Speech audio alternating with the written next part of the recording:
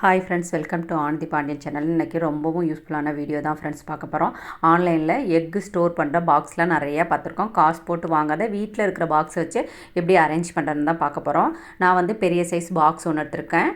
நம்ம முட்டைக்கு தகுந்த மாதிரி நம்ம பாக்ஸ் எடுத்துக்கலாம். இந்த முட்டை ஸ்டோர் பண்ணுறது வந்து முட்டை கடையில் கேட்டாவே தருவாங்க. அதை வாங்கிட்டு வந்து நம்ம வீட்டில் இருக்கிற பாக்ஸுக்கு தகுந்த மாதிரி நம்ம கட் பண்ணி எடுத்துக்கணும். முட்டை நீங்கள் அதிகமாக யூஸ் பண்ணுறவங்களா இருந்தால் 2 ட்ரே மாதிரி கூட நீங்கள் வச்சுக்கலாம், ஒன்று மேலே ஒன்றா. நாங்கள் எப்பொழுதுமே 10 முட்டை தான் வாங்குவோம், அதுக்கு மேலே வாங்க மாட்டோம். முட்டையை நாங்கள் ஃப்ரிட்ஜ்லேயும் வைக்க மாட்டோம், வெளியிலே வச்சுருவோம். தீர்ந்ததுக்கப்புறம் மறுபடியும் ஃப்ரெஷ்ஷாக வாங்கிக்கலாம். அதிக நாள் வாங்கி ஸ்டோர் பண்ண தேவையில்ல. பாருங்கள், ஒரு ட்ரே இப்போ எனக்கு போதும் இந்த 10 முட்டைக்கு. நீங்கள் அதிகமாக யூஸ் பண்ணுறீங்கன்னா இந்த மாதிரி 2வது ட்ரே கூட மேலே வச்சு 2 ட்ரேவுலையுமே நீங்கள் முட்டை ஸ்டோர் பண்ணிக்கலாம். நெக்ஸ்ட் ஐடியா வாங்க ஃப்ரெண்ட்ஸ், என்னென்னு பார்க்கலாம். பெட்டு கவர் பாருங்கள், அந்த சைடு பகுதியெல்லாம் அடிக்கடி வந்து துணி எடுத்துக்கும், அந்த கவர் வந்து எடுத்துக்கும். நம்ம கையால் கூட அந்த துணியை உள்ளுக்கு நுழைக்க முடியாது. அந்த மாதிரி இடத்துல இந்த மாதிரி சீப்பு வச்சு இந்த கார்னர் பகுதியெல்லாம் நீங்கள் மடித்து விட்டிங்கன்னா நல்லா ஸ்ட்ராங்காகவும் உள்ளுக்கு போகும். நம்ம கைக்கு எட்டாத அளவுக்கு உள்ளதில் அந்த சீப்பை வச்சு நீங்கள் நல்லா மடித்து விட்டுக்கலாம். பாருங்கள், பார்க்கவே அவ்வளோ நீட்டாக இருக்குன்னு. சீப்பை யூஸ் பண்ணி கூட நம்ம பெட்டை இந்த மாதிரி துணியை மடித்து விட்டுக்கலாம். பார்க்கவும் நீட்டாக அழகாக இருக்கும்.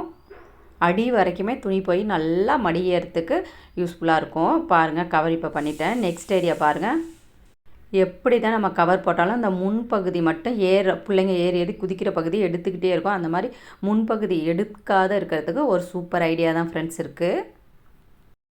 அதுவும் குழந்தைங்க இருக்கிற வீட்டில் பெட் கவர் அடிக்கடி வந்து கலைஞ்சிக்கிட்டே இருக்கும். அந்த மாதிரி கலையாத இருக்கிறதுக்கு இந்த கிளிப் எல்லார் வீட்லேயுமே இருக்கும். அந்த கார்னர் பகுதியில் போட்டுட்டு இந்த மாதிரி சைடுக்கு 2 நீங்கள் போட்டாவே போதும், நல்ல ஸ்டிஃபாக ஸ்ட்ராங்காக இருக்கும்.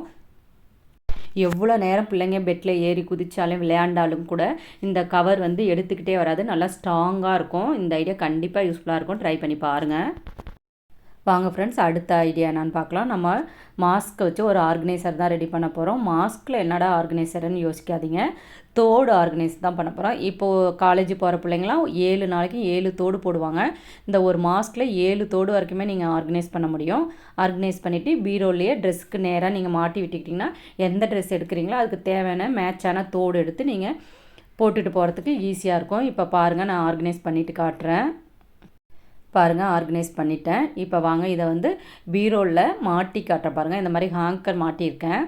அதில் பாருங்கள் கிளிப்பு எல்லாமே அந்த மாதிரி கிளிப்பும் எல்லாமே ஆர்கனைஸ் பண்ணி வச்சுருக்கேன். பாருங்கள், கீழே வந்து இந்த மாதிரி கிளிப்பை கூட நீங்கள் மாட்டி விட்டுக்கலாம்.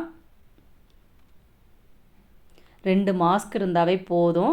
தோடு கிளிப்பு எல்லாமே நம்ம ஆர்கனைஸ் பண்ணிக்கலாம். வேஸ்ட்டாக இருக்கிற மாஸ்க்லாம் தூக்கி போடாத இந்த மாதிரி கூட நீங்கள் ஆர்கனைசராக யூஸ் பண்ணிக்கலாம் ஃப்ரெண்ட்ஸ். இந்த ஐடியா லேடிஸுங்களுக்கு ரொம்பவும் யூஸ்ஃபுல்லாக இருக்கும் ஃப்ரெண்ட்ஸ், ட்ரை பண்ணி பாருங்கள். நெக்ஸ்ட் ஐடியா வாங்க என்னென்னு பார்க்கலாம். இதே மாதிரி நம்மக்கிட்ட கவரிங், செயின், வளையல், டெய்லி யூஸ் பண்ணுற மணி அந்த மாதிரி இருந்தால் கூட இந்த மாதிரி நீங்கள் தொங்க விட்டுக்கலாம்.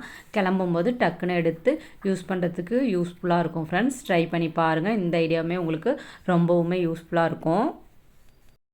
நெக்ஸ்ட் ஐடியா வாங்க என்னென்னு பார்க்கலாம்.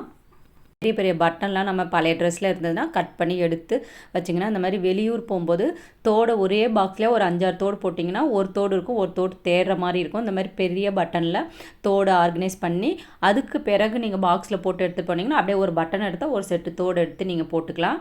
இந்த பட்டனுமே தோடு ஆர்கனைசராக நீங்கள் யூஸ் பண்ணிக்கலாம்.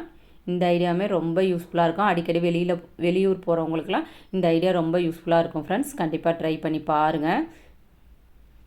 தோடும் மிஸ் ஆகாது, தோடும் சேஃபாக இருக்கும். இந்த மாதிரி பட்டனில் ஆர்கனைஸ் பண்ணிவிட்டு அதுக்கு பிறகு பாக்ஸில் போட்டு ஸ்டோர் பண்ணுங்கள் ஃப்ரெண்ட்ஸ். நெக்ஸ்ட் ஐடியா, இப்போ வந்து நம்ம மல்லி மிளகாய் தூள்லாம் மே மாதம் அரைக்கிற சீசன் தான். மாடியில் அப்படியே துணியில் நீங்கள் காய வச்சிங்கன்னா காற்று அடிச்சிதுன்னா அந்த மல்லி எல்லாம் பறந்து மாடி ஃபுல்லாக போயிடும். இந்தமாரி பெரிய அட்டை பாக்ஸ் உங்கள் வீட்டில் இருந்ததுன்னா இந்த மாதிரி அட்டை பாக்ஸில் கூட நீங்கள் மல்லியை பாருங்கள், கீழே ஒரு பேப்பர் போட்டுட்டு இந்த மாதிரி நீங்கள் காய வைக்கலாம். பெரிய பெரிய பாக்ஸ்லாம் நம்ம என்ன பண்ண போகிறோம் அப்படின்னு வேஸ்ட்டாக தூக்கி போடாது இந்த மாதிரி காற்றுல ஓடுற பொருளெல்லாம் நீங்கள் காய வைக்கிறதுக்கு யூஸ் பண்ணிக்கலாம். நான் வந்து மல்லி காய வைக்கிறதுக்காக இந்த பாக்ஸை யூஸ் பண்ணியிருக்கேன். பாருங்கள், அடியில் ஒரு பேப்பர் போட்டுட்டு அதுக்கு மேலே கொட்டி காய வைக்கணும். பேப்பர் போடாத நீங்கள் அப்படியே காய வச்சிங்கன்னா அந்த பாக்ஸோட கிடுக்கிலெல்லாம் இந்த மல்லி போயிடும். அதுக்காக தான் அடியில் ஒரு பேப்பர் போட்டு அதுக்கு மேலே மல்லியை காய வையுங்க. இந்த ஐடியாவுமே உங்களுக்கு யூஸ்ஃபுல்லாக இருக்கும் ஃப்ரெண்ட்ஸ். ஒரு சில டைம் நம்ம வந்து பல்காக ஜாமான்லாம் வாங்கி வைப்போம். ரவா, பாசிப்பருப்பு, எந்த பருப்பாக இருந்தாலும், உளுந்து, இந்த மாதிரிலாம் ரொம்ப மொத்தமாக நம்ம வாங்கி வைக்கும்போது ஒரு சில டைம் நம்ம இப்போ பார்க்காத விட்டோம். இப்போ உளுந்தெல்லாம் அடிக்கடி இட்லிக்கு யூஸ் பண்ணுவோம், தீந்துடும். பாசிப்பருப்புலாம் அவ்வளோவா நமக்கு தீராது. 2 கிலோ 3 கிலோ நீங்கள் வாங்கிட்டு வந்துட்டிங்கன்னா வெயிலில் நல்லா வெயில் அதிகமாக அடிக்கிற அன்றைக்கி நல்லா வெயிலில் காய வச்சு கூட நீங்கள் எடுத்து ஸ்டோர் பண்ணிக்கலாம். வெயில் அடிக்கலாம், மழை சீசன் அந்த மாதிரி சீசனில் நீங்கள் லைட்டாக வானலை சூடுபடுத்திட்டு ரவா இருந்தால் பாசிப்பருப்பு இதெல்லாம் லைட்டாக வறுத்துட்டு நீங்கள் பாக்ஸில் ஸ்டோர் பண்ணிங்கன்னா வண்டு பூச்சி புழு எதுவுமே வைக்காது. இப்படி அள்ளி பார்த்தீங்கன்னா வந்து பருப்பு வந்து சூடாக இருக்கணும், அந்த அளவுக்கு லைட்டாக நீங்கள் வறுத்தா போதும். ரொம்ப வறுக்க தேவையில்ல. அந்த பருப்பை இப்படி நீங்கள் அள்ளினீங்கன்னா தெரியும் சூடு இருக்கும், அந்த அளவு வறுத்தாலே போதும். வறுத்துட்டு ஸ்டோர் பண்ணிக்கலாம். நெக்ஸ்ட் ஐடியா வாங்க. நான் வந்து ரேஷனில் வாங்கினா கோதுமை தான் இப்போ வந்து அலசிட்டு இருக்கேன். ஒரு 2 மணி நேரம் நல்லா ஊற வச்சுட்டேன். 5 கிலோ ரேஷன் கோதுமைக்கு 1/2 கிலோ அளவு நான் கருப்பு கொண்டக்கடலை சேர்த்துக்கேன். நீங்கள் சோயா பீன்ஸு அந்த மாதிரி பயிர் வகைகள் இருந்தால் கூட நீங்கள் இதில் ஊற வச்சு நீங்கள் இந்த மாதிரி அரைச்சிக்கலாம். மாவு நல்லா சாஃப்டாகவும் இருக்கும், டேஸ்ட்டாகவும் இருக்கும். வெறும் சப்பாத்தியாகவே சாப்பிட்லாம், நல்லா டேஸ்ட்டாக இருக்கும். பாருங்கள் 2-3 மணி நேரம் நல்லா ஊற வச்சுட்டேன். கோதுமையும் கொண்டக்கடலையும் ஒன்றா கொட்டிட்டு இப்போ வந்து சில பேர் சலித்து எடுப்பாங்க அடியில் மண் போகிறதுக்காக. அந்த மாதிரிலாம் நமக்கு சலித்து அரிக்க தெரியாது அப்படிங்கிறவங்க, நம்ம வீட்டில் ஜல்லடை காய் வடிகட்டுற கூடை அந்த மாதிரி இருந்தால் கூட இந்த மாதிரி நீங்கள் வடிகட்டினீங்கன்னா அதில் இருக்கிற வர அழுக்கு டஸ்டெல்லாம் இந்த ஜல்லடையிலே நின்றுக்கும். டைரெக்டாக போய் ஓட்டையவும் அடைக்காது. டஸ்ட்டெல்லாம் பாருங்கள் இதுலேயே நிற்கிது பாருங்கள்.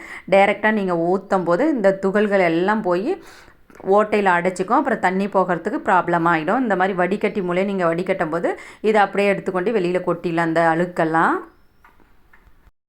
நான் வந்து ஒரு 4 மணிக்கு ஊற வச்சேன்னா 7 மணி 8 மணி அளவுக்கு 4-5 டைம் நல்லா அழுக்கு போக நல்லா அலசிட்டு இந்த மாதிரி பெரிய கூடையில் வந்து வேஷ்டி, ஒரு வெள்ளை வேஷ்டி விரித்து போட்டிருக்கேன் பாருங்கள். இதில் நான் கோதுமையை கொட்டிடுவேன். இதை நம்ம உடனே காய வைக்கக்கூடாது, அதனால தான் இந்த ப்ராசஸை வந்து நான் நைட்டில் பண்ணுறேன். நைட்டு ஃபுல்லாக அந்த துணியை போட்டு அப்படியே நம்ம வேடு கட்டி, அதாவது மூடி அப்படியே வச்சிடணும். காலையில் ஒரு 9 மணி அளவு வெயில் வந்த பிறகு இந்த வேஸ்ட்டை நீங்கள் ஓப்பன் பண்ணிங்கன்னா இந்த கோதுமை கருப்பு கொண்டக்கடலை எல்லாமே லைட்டாக முளைச்சி வந்திருக்கும். இந்த மாதிரி நீங்கள் அரைச்சிங்கன்னா கோதுமை மாவு ரேஷன் கோதுமையாக இருக்கட்டும் எந்த கோதுமையாக இருக்கட்டும் ஊற வச்சு இந்த மாதிரி முளை கட்டி வச்சிங்கன்னா ரொம்பவும் நல்லா ஸ்ட்ரென்த்தாகவும் இருக்கும், நல்லா டேஸ்ட்டாக இருக்கும். சப்பாத்தி நல்லா சாஃப்டாகவும் இருக்கும். இப்போ பார்த்திங்கன்னா நல்லா வெளிச்சம் வெயில் வந்துருச்சு பாருங்கள். நைட்டு அந்த ப்ராசஸ்லாம் பண்ணோம். இப்போ வந்து நல்லா விடிஞ்சிருச்சு. காலையில் மணி 9 ஆயிடுச்சு. நீங்கள் பார்த்தீங்கன்னாவே தெரியும் இந்த கோதுமை வந்து குட்டி குட்டி குட்டியாக நல்லா கூர் வந்திருக்கு சூப்பராக. அதுவும் பனி நாள்லலாம் நீங்கள் நல்லா இந்த மாதிரி முளை கட்டி வச்சிங்கன்னா நல்லா முளைச்சி வந்திருக்கும். இப்போ வெயில் காலம் வந்ததுனால லைட்டாக தான் முளைப்பு வந்திருக்கு பாருங்கள். தெரியுதா என்னான்னு தெரில உங்களுக்கு. இந்த மாதிரி நீங்கள் முளை கட்டி கோதுமை மாவு அரைச்சி பாருங்கள். ரேஷன் கோதுமையிலுமே சப்பாத்தி நல்லா சாஃப்டாகவும் இருக்கும், நல்லா டேஸ்ட்டாக இருக்கும். அப்படியே நல்லா வாசனையாக இருக்கும். அந்த சப்பாத்தி சாப்பிடும் போதே உங்களுக்கு தெரியும். ஒரு டைமாவது இந்த மாதிரி அரைச்சி பார்த்துட்டு எப்படி இருந்தது என்னான்னு சொல்லுங்கள் ஃப்ரெண்ட்ஸ். கண்டிப்பாக உங்களுக்கு யூஸ்ஃபுல்லாக இருக்கும். நல்லா காஞ்ச பிறகு பகலில் காயணும். ஒரு வெயிலை பொறுத்து 2 நாள் 3 நாள் காஞ்சிட்டு என்றைக்கு நீங்கள் அரைக்க போகிறீங்களோ அன்றைக்கும் சூடு நல்லா கோதுமையை சூடாக்கி நீங்கள் டைரெக்டாக நல்லா வெது வெதுப்பாக சூடாக இருக்கும்போது போய் மிஷினில் அரைச்சிங்கன்னா சீக்கிரமாக வண்டு பூச்சி புழு எதுவுமே வைக்காது. அரைச்சி மாவு எடுத்துகிட்டு வந்ததும் நல்லா சலிச்சுணும். அந்த தவுட்டோடே நீங்கள் வைக்கும்போது தான் சீக்கிரமாக வண்டு பிடிக்கும். சலிச்சுட்டு அதுக்கப்புறம் ஸ்டோர் பண்ணுங்கள். மீஷோவில் எங்கள் பாப்பாவுக்கு ஒரு ட்ரெஸ்ஸு ஆர்டர் போட்டோம், காட்டன், நல்லா சூப்பராக இருந்தது. சரி இந்த ட்ரெஸ்ஸையும் உங்களுக்கு காட்டலாமேன்னு தான் ஃப்ரெண்ட்ஸ் காட்டியிருக்கேன். நல்லாவே குவாலிட்டி நல்லா இருந்தது. நீங்களும் யாராவது வாங்கணுன்னா வாங்கலாம். சூப்பராக இருந்தது ட்ரெஸ்ஸு.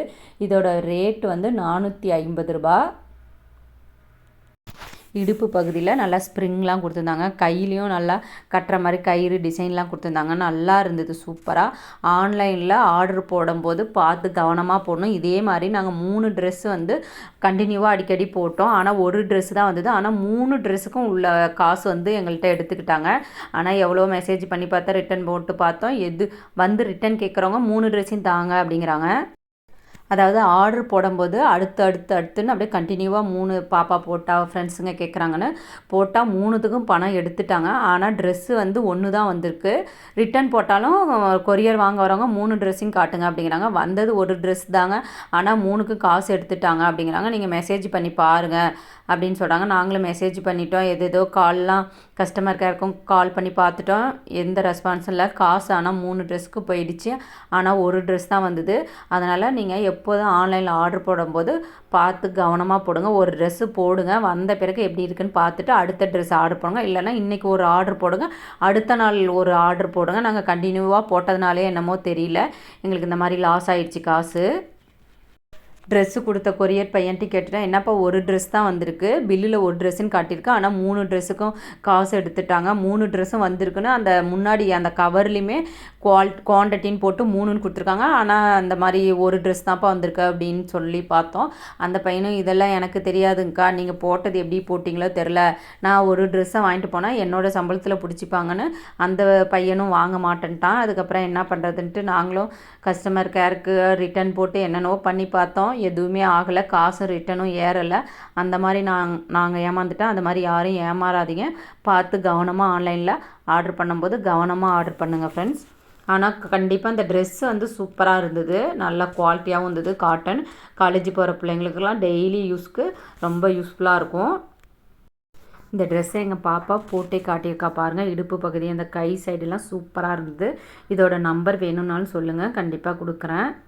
செக் பண்ணி பார்த்துட்டு உங்களுக்கு வேணும்னாலும் வாங்கிக்கோங்க ஃப்ரெண்ட்ஸ். இந்த டிப்ஸில் எந்த டிப்ஸ் யூஸ்ஃபுல்லாக இருந்ததுன்னு கண்டிப்பாக சொல்லுங்கள். தேங்க்யூ.